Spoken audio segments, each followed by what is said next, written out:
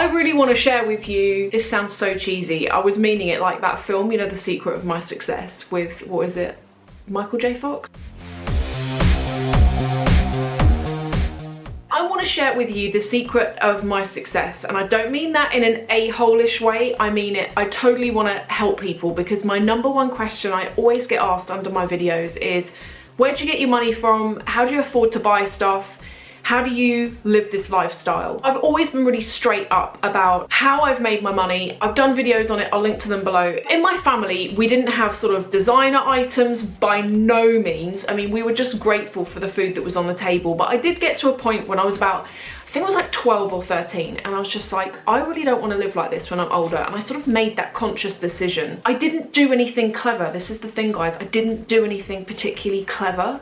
I've just been quite ruthless in terms of how I've worked, and that is the only reason, okay, that is the only reason why I'm fortunate to be in a position that I am in now. And I want to share with you what I've done, and I've got 5 tips, okay? 5 things that I do, and I've always done them, and they are what I live by, and I want to share them with you because I swear to God, do them, guys, do them because they work. #1, you need to map out what your life goals are. The key thing you need to do is you need to work out what is it that you want in life. Start off with a list of things like, I don't know, the house you want, the car you want, the family you want, all of those things, list all of those down. Some people write that stuff down. For me, I prefer images way more. So behind me, I've got like a vision board. It's got on it the car that I'm working for at the moment. It's got my house on it down here, and I've written on the picture of my house, no mortgage. I want to pay that off. I want it to be mine. But that is like my vision board, the things that help me focus on why I'm putting all this hard work in. Then when you've done that, when you know the tangible assets that you want to achieve, work around it. Put together a 5-year plan. So where am I now? Where would I like to be? And if you're like, what the hell do you mean? What I mean is, if you're at uni now, work out in 5 years what your ideal job title would be. Even if you don't know what sector you want to work in, I literally put down like CEO. Like by the time I'm 30, I want to be like a CEO. Then work back from that. Now here's where the motivational bit comes in. When you've got your 5-year plan, you want to work out a shorter term one. It's like, okay, I know I want to get to CEO in 5 years, but how am I going to do it? And you need to put down baby steps. That could be, I'm at uni right now, I'm studying this particular exam. Put down a grade that you want to achieve, and then work on achieving it, and set yourself little rewards as you go as well. I've always seen this as like a game. It's like different levels that all build up to the bigger picture. I promise you, once you've done that, it's going to help your motivation, because if you don't know what you want, all this effort, all this energy that you're putting into studying and working and raising a family or whatever it is that you're doing, if you don't fundamentally know what you want out of life, it's like getting in your car, driving around in circles, not going anywhere. You're going to be wasting your time and money, and it's going to be pretty boring. Right, the second point, this is one of the most important, is positivity. It is really so important that you stay positive. And I know that sounds like an absolute, like, most stupid thing to say, but I think that really positivity is the fuel to why I've got to where I am. The amount of people that I see that I'll never have that, I'll never be able to afford that. I'm a firm believer that if you put out there, I'm never going to have it, that you never will. And it's really important to say to yourself, I can have it. It's not impossible. It's really not impossible, guys. Do not compare or judge yourself to other people, because that is one of the most demotivating things you can do.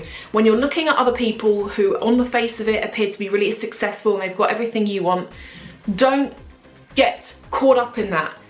They're living a different path from you. That could all be bought on debt and credit cards. You just need to focus on yourself, and that is how you're going to grow. Point number 3 is be tenacious. No one, even if you've set your goals and you're positive, no one's going to come along and like pay you some money or give you the job. You've got to be tenacious, you've got to work for it, you've got to take risks. So for example, I've said this before in another video that I've done, but whenever I get a job, I'd be like, right, I'm in this job, I'm doing this job, I'm going to do it to as best of my ability. But then within like a year or something, if I feel like I'm deserving of a bonus, or if I feel like I'm deserving of a promotion, I will ask for it. And it is the most cringy thing you'll ever do. You'll literally be dying inside. I did every single time. I can't ever think of one time that I was ever turned down. And here's what you do. You don't just go in there and be like, I want a promotion or I want some more money. You need to build a case around why you're deserving of it. If ever I wasn't getting anywhere in a particular company, I would quit and I would move to another company. And that sometimes meant leaving places and leaving colleagues that I really liked, but I knew I was fundamentally going in the right direction. So be tenacious. No one's gonna give it to you. You need to go and get it yourself. Point number 4, hang around with like-minded, positive people. And this was one of the biggest things for me. I was hanging around with people that didn't have my best interests at heart, that didn't want me to succeed. And as soon as I got rid of those people, my life took off. It did mean that I wasn't going out all the time, I wasn't partying all the time, but actually, I'm sort of grateful that that happened because I'm in a better place now. So hang around with people that want the best for you, that are happy for you, that are also driving and working towards the same goal, because that's going to really help you. Point number 5 is take control of your emotions, because they will control you if you don't. What I mean by that is feelings of insecurity, fear, laziness, anxiety, depression, all of those things, when you're trying to work to something big, your brain, most people I would say anyway, your brain's going to be playing games with you, like going, you're not good enough for this, you're going to fail, oh my god, let's have an anxiety attack over it all, and you need to take control and manage it. I still get days like it now where I'm like working and I'm literally like, oh my god, I can't do this. And it's like, yes, I freaking can. Brain, would you sort yourself out? That is one of the biggest things. And I get so many of you write to me and you're like, I'm demotivated, I want to succeed in life, but my brain is holding me back. Or you're saying that you're in a job, you want to quit, but you're fearful of what the future might hold. Take control of the emotions. If you're in a situation where you're frightened about taking a risk, just trust that when you look back, so this is Steve Jobs' line, I'm going to put his quote here because it's the best line.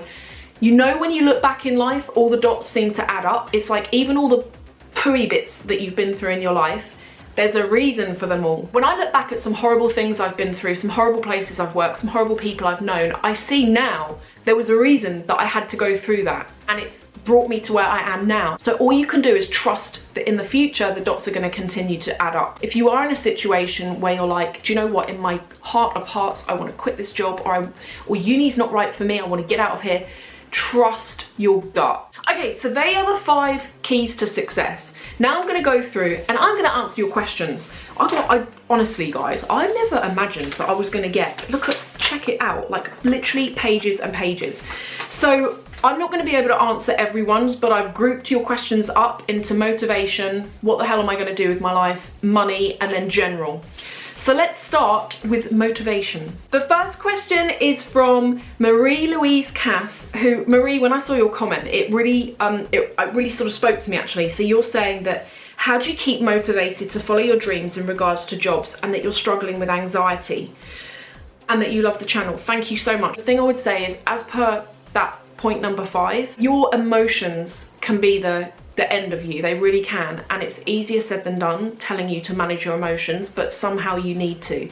And the things that are working for me at the moment, I'm a very anxious person, like really, really badly anxious actually, and the things that are working for me are mindfulness, and I thought that was a whole load of BS when I heard about it, but I'm doing it at the moment and it is, I feel like a different person. It's really, really helpful. Find out why you're anxious. With me, I've always been anxious, that's just me, but for other people there might actually be an underlying reason why you've got that, and there might be something you can do about it. Next question is from Ondine Kerwan, I hope I've pronounced that right, and your question is about, did I ever worry or did I ever feel uninspired when I was studying, when I was in debt? And that you're also studying marketing and media, but you sometimes worry about the debt that you're getting into and if it's worth it. Yeah, oh my god, I'm massively worried about it. I was in so much debt, and I sort of was in so much debt I didn't even know where to start, how to tackle it. I did have a job from second year on, but it paid me like nothing. It literally paid me after tax. It was just like, do you know what, it probably cost me more in petrol to get there than I was actually paid. So I do know exactly how you feel. I think that it really depends on the industry that you want to go into. University is not the only thing that you have to do. There are a lot of things you can do now. There's a lot of qualifications that you can get that will equally help you, but it does depend on the industry you want to go in. Now, I'll be completely honest, like the industry I'm in, having a degree did help, massively helped. In fact, every place I've ever worked, every single person I've worked with has had a degree that has been to do with that sector. So for me, I needed that degree to get on. And it's sort of like an investment really, isn't it? Because I got in loads of debt, but it's sort of allowed me to get to where I am now. So I think to answer your question, yeah, it is really scary. The next question is from Taylor Perrins, who has written to say, hey Sophie, I love the channel. Thank you, high five. And your question is about motivation when it comes to going to the gym and diet and things like that. And that you're trying to be healthier, but you have no idea what's healthy and what tastes good. My advice is, it depends on, again, it's your state of mind, isn't it? With your motivation, again, it's about goals. What do you want to get out of going to the gym? Do you want to, like, get pictures of people's bodies that you want to look like? I had this thing, I really wanted a six-pack, not that I ever achieved it, but I had pictures of six-packs in my diary, and I'd be like, I'd look at it every day, I'd be like, this is what I want to achieve, this is going to motivate me to go. Also, I've always been into fashion, and the other thing that motivated me was wanting to be able to get back to a point where I could go into any sort of fashion shop on the high street and fit into any of their stuff. Plus as well, David motivated me because I wanted to, I don't know, I just, you know when you're like going out with someone and it's all new and you have that sort of excited anxiety and you just want to look amazing, and that sort of helped me as well. The eating healthy thing, here's a tip, don't buy junk food. That's what I do. I don't have junk food in my house because if I had cake here, that's all I'd be thinking about right now and I would have eaten it already. And then the final question on motivation is from Eve X McGeary, who has said, what advice do you give to a young teenager, you're 13, about what they can do to help themselves in the future to get into a career in business? My biggest advice is study. I know it sounds boring, but knowledge that's going to get you places. So just all you can do is study, make sure you learn, like be good at your work. I know it's really boring, but it will pay off in the end. Now I'm going to move on to some more generic questions. The first one is from Ava Beauty 101, who says, hi Sophie, what inspired or motivated you to start your YouTube channel, and any tips for some of us who would like to do the same but are camera shy? Also, do you see yourself becoming a full-time YouTuber? Love your videos, lots of love. Thank you for such a nice comment. I never intended to be a YouTuber. I started my channel in 2012, 2013, and I started it because I've always worked in digital media, and having a YouTube channel made me look like I was really dedicated to the cause at work. Like, so for example, like I'd be in the office and I'd be like, yeah, do you know what, I love digital media so much, I even do it on my weekends, I've got a YouTube channel, and that's why I did it. I made the odd video back then just to keep the channel ticking along so it looked like I was doing something, but I did it completely for my work. I didn't do it because I thought it was going to go anywhere. And the fact that I'm on like, I think I'm on like 85,000 subscribers now, it does scare me, to be honest. Do I see myself becoming a full-time YouTuber? I don't know. I've got my own business, and I really struggle to do YouTube at the moment. I really struggle to do it, but I enjoy it. So I guess I'm different to a lot of people in that respect, because I think most people when they start YouTube, most people probably start it with the intention of that being what they do. I didn't. I sort of started it just as like a little thing on the side to help me get on in my work. So I don't know. But any tips for some of us who are camera shy? You want to go and look at my first video. It's cringeworthy. I was so awkward. I was so embarrassed. David was in the next room and I was really embarrassed that he was going to be like, why are you talking to yourself? You get used to it. Just keep doing it and you'll get to a point where you just sort of relax. Crystal Mendoza has written to say, hi Sophie, I love your videos. I would like to know how your husband deals with the things you love to buy, and deals with the things you love to buy, since he is very supportive and he even goes shopping with you. Not a lot of husbands are like him. Sorry, this may be personal. Not personal at all. Love you as always. Thank you. And to the rabbits, thank you very much for your question, Crystal. David doesn't know. David loves shopping for a start. I'm really lucky with that, because for example, a couple of weeks ago I was going into London. I was going to go with a friend of mine and David was sort of upset because he didn't get an invite. So I am lucky. He does love shopping. He doesn't have a problem with the things I buy, because I buy them with my own money, and you know, we're like married, we've got like a joint account, we're both adults, and he doesn't have a problem with it. Like, he goes and buys a load of stuff, like we both buy stuff, and yeah, we're just adult about it. No, he doesn't have a problem with it. If he did, he'd be out. Frederic Dombrowski has written to say, hey, you mentioned that you became a director at 27 in one of your recent videos. I was wondering if you could talk about the transition between uni and work and how you climbed the professional ladder. So actually my intention was to be director by the age of 25, but I knew that was like pushing it, and I didn't achieve it, but 27 is good enough for me. I think at one point I said earlier, I had in my life plan, I was like, I want to be like director, CEO by 30, and I managed it by 27, so that's cool. Really what I did was I came out of uni, I had a job in my second year at uni that was an absolute piece of poo job. I hated it. It was customer service, and then when I came out of uni I couldn't get a job and they took me on full time. The pay was rubbish, and the colleagues that I worked with weren't particularly nice. Like, I've done a video on that as well about how one of them stitched me up and tried to accuse me of robbery. It was awful, but actually that job taught me a hell of a lot because I was very naive at the time, and it sort of taught me how to stick up for myself. But then the jobs that I did after that, I was able to use that job and sort of bend the truth and say, hey, I was working in customer service and I was actually doing a bit of marketing. So I just pepped up my CV a bit to sort of reflect that. Then what I did to get to director, first of all, I had the plan in my mind. That's the key thing here, guys, right? It's all very well being like, I hit director. You've got to know that you want it, and you've got to be prepared to work for it. And I didn't socialize. I still don't really. I didn't really go out. I went out like every so often with work colleagues, but I wasn't like a massive party animal. I used to be, but when I realized what I wanted in life, something had to give. So it was that. So it was just sort of tenacity, but also a hell of a lot of late nights. I mean, I was getting home at I wasn't getting home before 8 o'clock the majority of the time, and that was from like 23 onwards. And even now I've got my own business and I work so like the early morning to the late of night, and that's what you've got to put in to do it, and that's how I did it. Adriana Lava has written to say that she finished high school and she's got no idea what university course she wants to do, and she's chosen and she's not really loving it. Should she change courses, or maybe uni isn't for her? And I've actually got a few questions like this, not just from people at uni, also from those of you. I think I had a question from a lady called, what was she called? Yeah, I also had another question very similar from a lady called African Sunstar, who said the same thing. So African Sunstar's working and has been in a job for like 10 years, but is like frightened. She's like in her gut, she's like, this isn't right for me. And it's the same for you, Adriana. It sounds like you're at uni and you're just not feeling it. I really do think that you should, although it's scary, trust your gut. I would say consider what you want to do, what sector you want to work in, because some sectors it does pay to have a degree, in others it doesn't matter so much. And the same for you, African Sunstar, as well. Have faith. Take a leap of faith, and if you're feeling in your gut that it's not right for you, maybe save up some money so you've got it as a buffer, and then do whatever it is that your heart desires.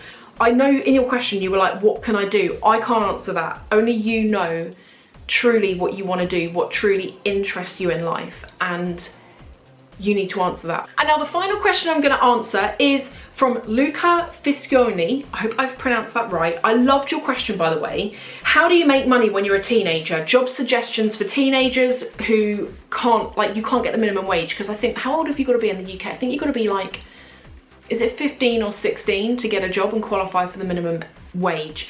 My advice, and this is what I did, when I was like 13 or maybe 12, I was just like, okay, enough of this already. I want to be earning my own money. And the things that I did, because I couldn't go and get a job, I did stuff for like friends and family. I used to wash cars.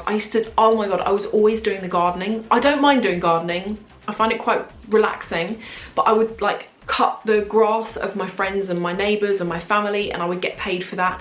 It wasn't massive amounts of money that I earned, but in fact, if you saw the Draw My Life video, the first designer bag I mentioned in that video, I earned that by washing cars and cutting people's grass, and that was all before the age of like, I think I was like 14 when I bought that bag. So it is possible, but it is a real pain. And even when you do start qualifying for the minimum wage, it's horrible, like the sort of work that you end up doing to get that money. It's like really hard work, but you know what?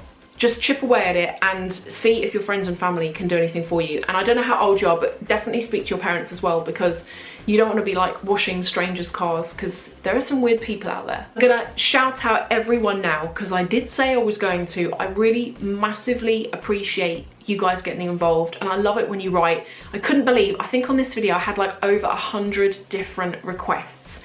So thank you to everyone.